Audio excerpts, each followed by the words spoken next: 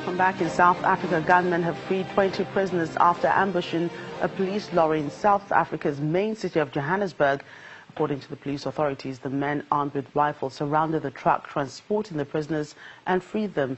The awaiting trial prisoners were being transported from the court to jail, and most of them charged with various crimes, including armed robbery, housebreaking and theft, and also possession of drugs. Let's look at the education sector in Nigeria now. In comparison to students currently facing strike action by the Academic Staff Union of Universities, candidates seeking admission into tertiary institutions in the country are likely to be warmly welcomed. The development that the Joint Admissions and Matriculation Board, JAMB, has fixed the minimum cutoff mark for 2017. At a policy meeting at the 2017-2018 admissions exercise in Abuja, the nation's capital, the registrar of JAMB, Professor Ishaq Oloyede, fixed 120 as the minimum cutoff mark for admission into universities in Nigeria and 100 for polytechnics and colleges of education, whilst innovating enterprising institutes have been pegged at 110. Professor Oloyede adds that institutions are, however, at liberty to raise their cutoff marks for admission above the minimum benchmark set by the board. From Abia to Zamfara, heads of tertiary institutions converge on Abuja to brainstorm on the 2017-2018 admission exercise into tertiary institutions. The Minister of Education sets the tone for the meeting with the lifting of the ban on the conduct of post-unified tertiary matriculation examination, which was suspended in 2016. While it is not mandatory for any institution to conduct it, the Senate and Academic Board of each institution is hereby allowed to exercise its autonomy.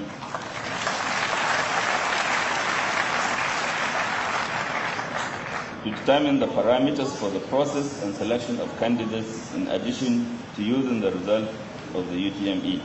After consultations with the heads of the various institutions, the meeting reaches a consensus on the cutoff marks for tertiary institutions.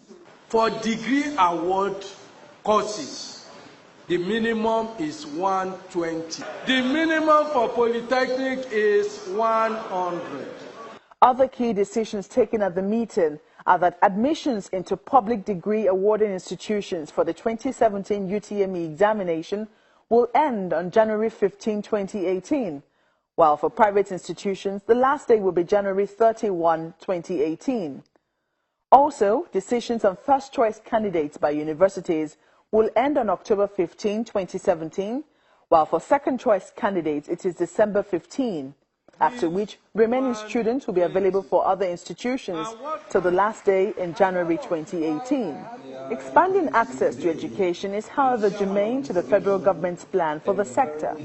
Let me use this opportunity to reset the commitment of this administration to ensure expansion of access to students in our institutions, to ensure equity between gender, between regions, between urban areas and rural areas, to ensure quality, and to ensure relevance and inclusiveness. More than 1.7 million candidates applied to study various courses in tertiary institutions across the country in 2017. And with the minimum benchmark fixed by JAMB, admission seekers with requisite qualifications may find it easier to gain admission into institutions of their choice. Let's get an update on the situation in Sierra Leone, where donations are still coming in for those who survived the deadly mudslide in Freetown. As the death toll from the disaster rises, aid workers set up psychosocial support centers for children facing the trauma of loss, flooding and homelessness, with the prospect of more rains and the continued risk of further landslides. Aid workers in Sierra Leone are offering psychological support to children traumatized by mudslide and severe flooding that killed almost 500 people last week in Regent, a town near the capital Freetown. More than 100 children died in the floods, and more bodies are being found every day as the search continues for hundreds who are still missing. Today, young survivors are once more surrounded by death, loss, and now also destruction. A lot of these children have been through a very traumatic experience, and the flooding and the landslides has likely had a huge impact on them. So this allows them to receive psychosocial support from trained facilitators, and that means that they've got someone to be able to talk to express any problems, any issues they're facing, and also as part of that, providing a more normal, friendly environment for them. One of Africa's worst flooding-related disasters in years occurred when the side of Mount Sugarloaf collapsed after heavy rain, burying parts of Regent and overwhelming relief efforts in one of the world's poorest countries. Dead bodies have been buried in quickly dug graves in the nearby Waterloo Cemetery, close to the site of a mass burial for victims of the Ebola crisis that killed 4,000 people between 2014 and 2016.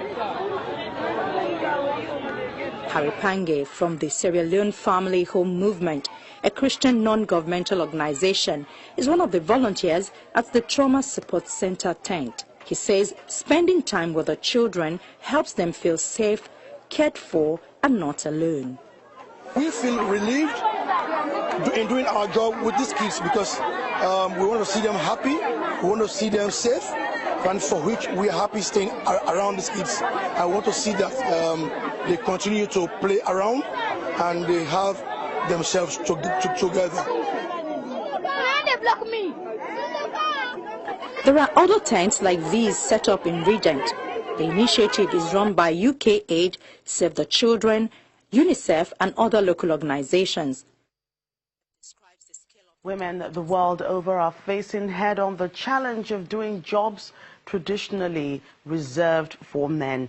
Nazra Haj Hussein is one of those women challenging gender stereotypes in Somalia as she works as a car mechanic despite being ridiculed and chided by many for taking the job. When Nasra left home 2 years ago in search of a job in Mogadishu, working as a mechanic was not one of the options she had in mind. The 18-year-old comes from Hiran, about 300 kilometers from Somalia's capital. Nasra's father is elderly and her mother is unwell, which means she has to help support the family. She spent several months job hunting and eventually approached mechanics at the service garage where she found an opportunity as an apprentice. I repair different types of cars, luxury cars, bulletproof cars and pickups. Sometimes I service trucks when they are brought to the garage. For many youth, getting a solid education or even finding a job is difficult with the economic and security challenges Somalia continues to face as the country rebuilds.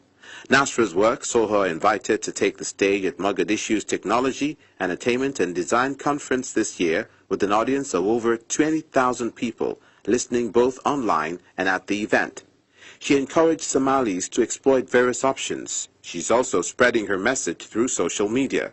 Working in what is traditionally seen as a male domain, Nasra says at first she was ridiculed and chided for taking up the job, but over time she began to win customers. Nasra makes $300 a month at the garage. After work, she likes to spend time relaxing at home. She has invited a friend over today for tea. Heartwarming, that is. For That's Network Africa. Thanks for watching. I'm Jacka Rogers.